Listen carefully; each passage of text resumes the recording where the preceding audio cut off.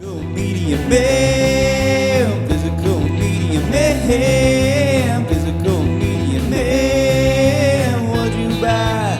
Was it something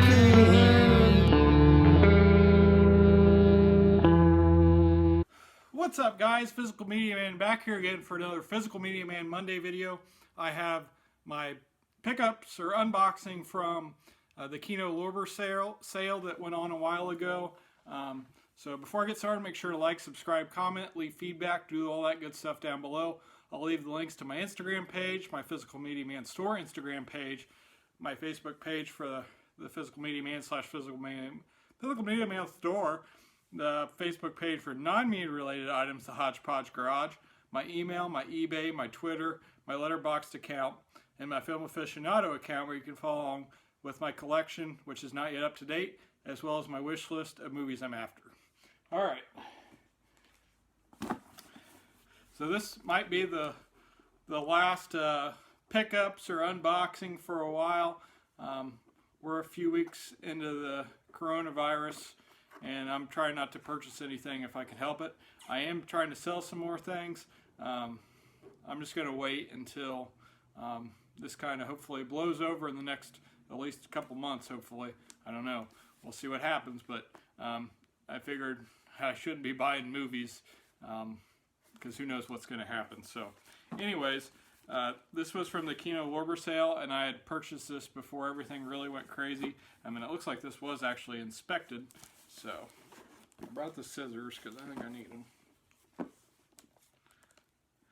It wasn't as good as like their Black Friday sale or some of their other sales they've had. But there was definitely some stuff I wanted to grab, so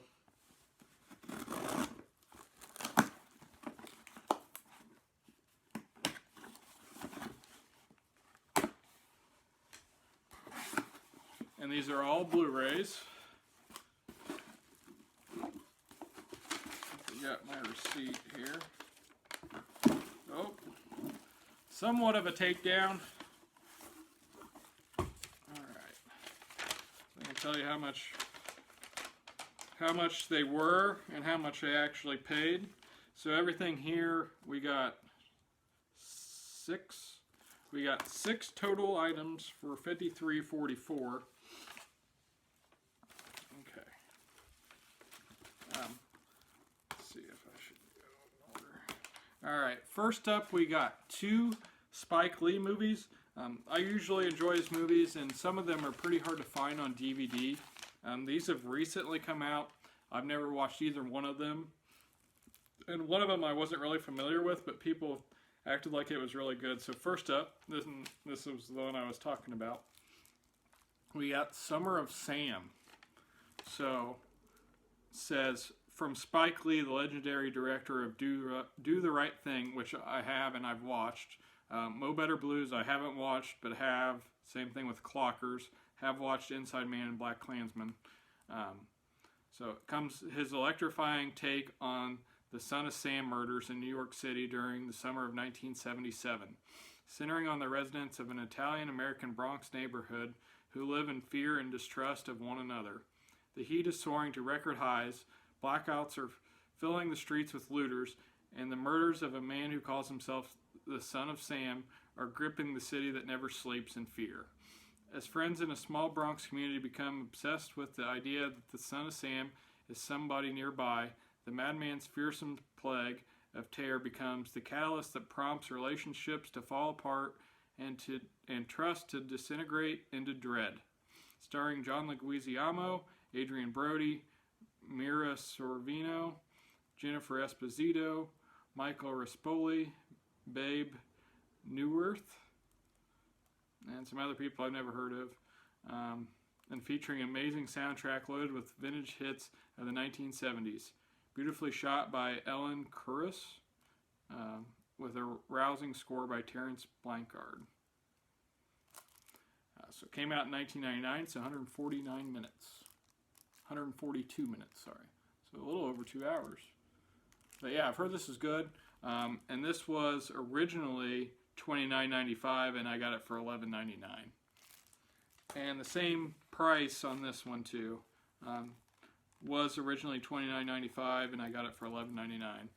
We got Jungle Fever, another Spike Lee one. This one came out in 1991. And I don't know if I've said this before, all the spines are the same, and also all the discs are also the same. They have like the Kino Lorber logo on them, and they say the name title of the movie. So this one, again, it starts off with the same thing. Comes as a critically acclaimed film exploring the provocative consequences of interracial relationships. African-American architect Flipper Purify, played by Wesley Snipes, begins an affair with his working-class Italian-American secretary, Angie Tucci, played by Annabelle Sciorra. Probably saying these names wrong. Which causes them to be scrutinized by their friends, cast out from their families, and shunned by their neighbors. This moving view of inner-city life was beautifully shot by Ernest R. Dickerson, and co-stars Spike Lee, Ossie Davis, Ruby Dee, Anthony Quinn, John Turturro, Samuel L. Jackson, Halle Berry, Tim Robbins, Lynetta McKee, Frank Vincent, and so on. So it came out in 1991. It's 132 minutes. So this is for my Samuel L. Jackson collection too. So very happy to pick this up and look forward to watching it. I heard it's pretty good. Next up, I got two of these. One of them's for buddy and viewer Cody. And I actually have a DVD over there, and that'll be for sale. If you're interested, let me know. The only time I saw this movie for sale was that DVD I purchased. So this one was originally $24.95, and we got it for $6.49. So we got The Favor, and the reason I picked this up is because of Brad Pitt right there in the middle. So it says this came out in 1994. It's 97 minutes. You know what they say about favors, never ask anyone to do something you wouldn't do yourself. From Donald Petrie, the director of Miss Congeniality and How to Lose a Guy in 10 Days, comes a funny, light-hearted comedy of airs about a woman who learns this lesson the hard way.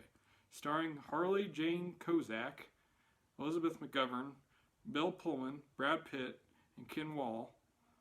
On the eve of her 15th high school reunion, Kathy fantasizes about making love to her hunky ex-boyfriend Tom, because she never got to in high school.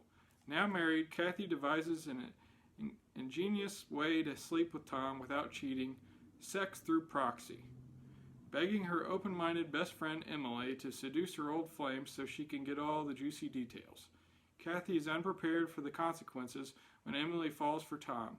Suddenly, it's like high school all over again as these two friends sharpen their claws over the favor that has gone too far. Comedian Larry Miller co-stars in this laugh-out-loud, light-hearted romp. So, I'm not sure if it's supposed to be any good, but for the price, definitely wanted to pick it up. Next up, I didn't know this really existed, but I went through all the titles that were for sale. And this one kind of sounded intriguing, and it's a Zorro film, and it says it's the best telling of it. So this was originally $29.95, and I got it for $8.49. This is The Mark of Zorro. So it says, The Mark of Zorro is regarded by most as the finest telling of the Zorro legend. Screen icon Tyrone Power stars as 19th century nobleman Don Diego de Vega, whose father, the mayor of Los Angeles, is removed from office by the sinister Captain Esteban Pascal in a new corrupt regime. By day, the crooked politicians rob the citizenry at every turn, and at night, Don Diego, wearing a mask, defies their laws and avenges the innocents. As he leaves his trademark, the letter Z, wherever he goes, he also leaves an impression on the mayor's niece, who can't help but love the hero in disguise. Featuring top-notch direction by the great Robin Mamoulan. I was probably wrong. I don't know how you say that. But, yep, that's what it says. It came out in 1940. It's in black and white, and it's 94 minutes. And I have at least the Mask of Zorro with Antonio Banderas on Superbit. I don't know if I have it on DVD or not. I know at one point I did. And lastly, we have a Burt Reynolds film, White Lightning. This one was originally $29.95 as well, and it was only $7.99. And it actually has a sequel called Gator, which I have on DVD, and I didn't realize it was part of a two-part movie deal when I bought it, so then I didn't really want to watch it until we watched White Lightning. And I believe Kino Lorber has a release of Gator as well, but it was not on sale. So if we like this and watch the DVD and like it, we might upgrade to the Kino release of it as well. So it says, White Lightning will give you the jolt of your life. Burt Reynolds is Gator McCluskey, a moonshine runner who wages war against corrupt police officials in this two-fisted, four-wheeling action extravaganza.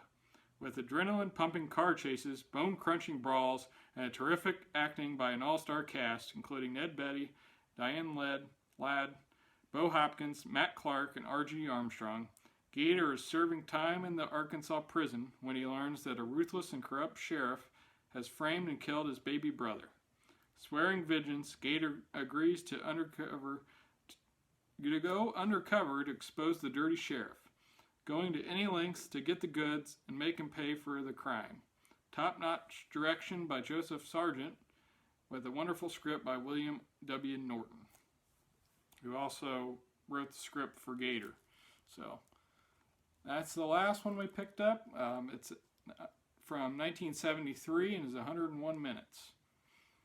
And this one has special features, Burt Reynolds' Back to the Bayou Part 1 featurette. They don't usually have as much special features as some labels, but this one, Zorro, has audio commentary by film historian critic Richard Scheichel and Tyrone Power, The Last Idol documentary. This one doesn't look like it has any. And Jungle Fever doesn't look like it has any either. But Summer of Sam has audio commentary by director Spike Lee and actor John Leguizamo. It also has a Fear City special feature, an interview with John Leguizamo. And it's 5.1 surround and 2.0 lossless stereo. So that's everything I got from the Kino Lorber sale. This is one of my favorite labels that does releases. They release a lot of old titles that haven't made their way onto Blu-ray. So hope you guys enjoyed this. If you haven't yet done so, make sure to check out their website. I'll leave the link down below. If you have any suggestions or ideas of videos that I could do, please either email me or put something down below in the comments section. With the coronavirus, I'm not going to be able to be purchasing nearly as much. In fact, I'm not going to try to purchase it all, if I haven't already said that. So I'm going to be coming up with ideas on other video types of things I could do, which I probably needed to do anyway. So, and if you haven't yet done so, make sure to subscribe. So this is Physical Media Man signing off. Physical Media will never die. Physical Media Man. Physical Media Man. Physical Media Man.